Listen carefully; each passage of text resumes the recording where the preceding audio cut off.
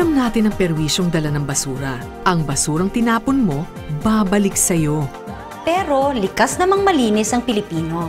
Kailangan lang ng paalala at mas iba yung pagsisikap para mapagtulungan natin ang lumalaking problema ng basura. The National Solid Waste Management Commission and DENR present Malinis na Kabahayan, Malinis na Sambayanan. Lahat po tayo dapat kumilos. Hindi natin pwedeng iasa sa pamahalaan lamang ang problema ng basura. We must have a concerned and mobilized citizenry. 9 to 10% ng total greenhouse gas emission ng Pilipinas ay gawa ng maling pangasiwa ng basura.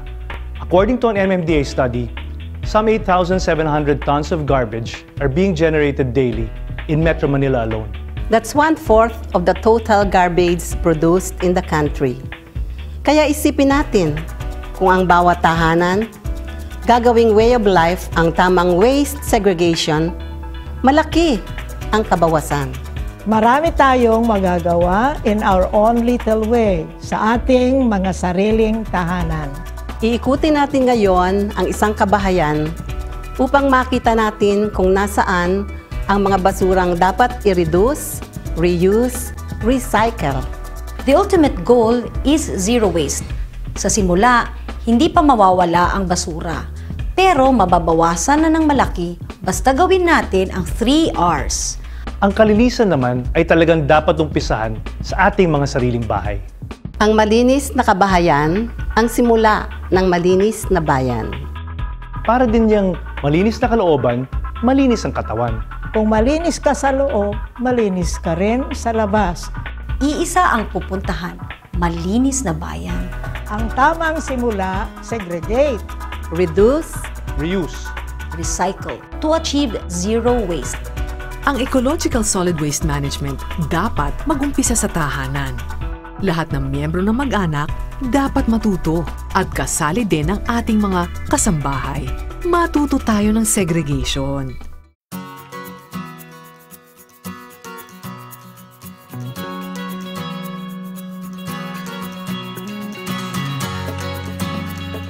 Paano ba mag-segregate ng basura? ang segregation ay ang tamang paghihiwa-hiwalay ng iba't ibang uri ng basura na nanggagaling sa ating mga kabahayan. Mga basurang nabubulok, di nabubulok o residuals, ang mga pwedeng iresiklo at ang mga toxic o special wastes. Ito ang mga basurang dapat isegregate. Ang mga dapat i-reduce. Bawas gamit ng plastic, papel, bote.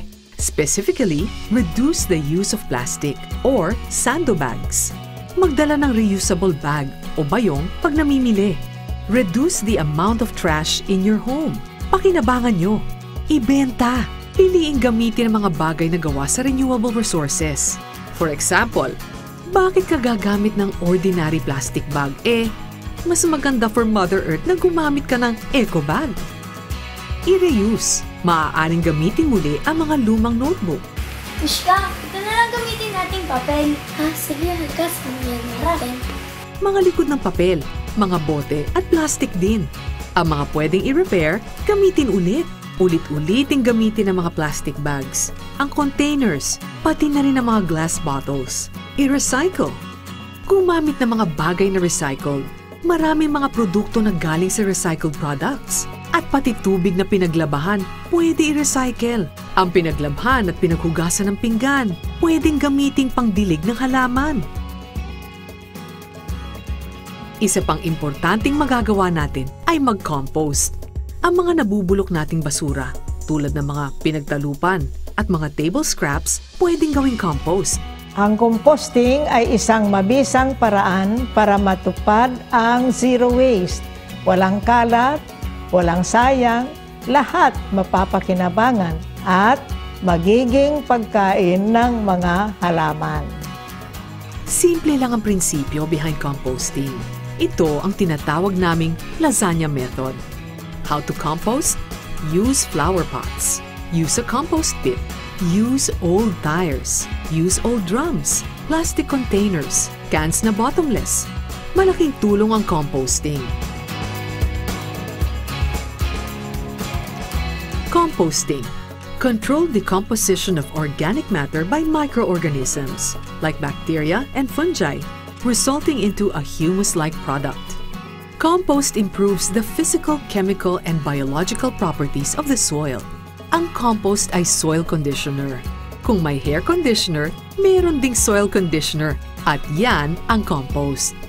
Pwede gamiting pampataba o fertilizer, gamitin sa flower beds, vegetable gardens, lawns, at sa pagtatanim ng puno o shrubs. Compost helps conserve moisture, prevents soil erosion, reduces weed growth. May isang espesyal na klase ng composting, using the best friend of farmers anywhere, worms, specifically earthworms. At ang earthworms ang bida sa vermicomposting. Makakatulong na magkaroon ng 4 na klaseng basurahan sa ating mga bahay. Green, nabubulok. Blue, nare-recycle. Black, residuals or di nabubulok na wala ng pakinabang. Red, lason, toxic.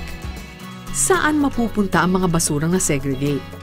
Ang compostable waste magagamit ng mga gardens and farms.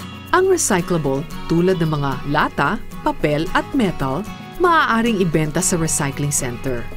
Ang non-recyclable residual waste ay kukunin ng collectors upang dalhin sa sanitary landfill. At ang special waste o mga toxic dalhin sa mga treatment facilities na specially established for this purpose. Lahat tayo maaaring tumulong sa problema sa basura. Mag-segregate, reduce, reuse, recycle upang hindi mabasura ang ating kapaligiran, kalusugan at kinabukasan.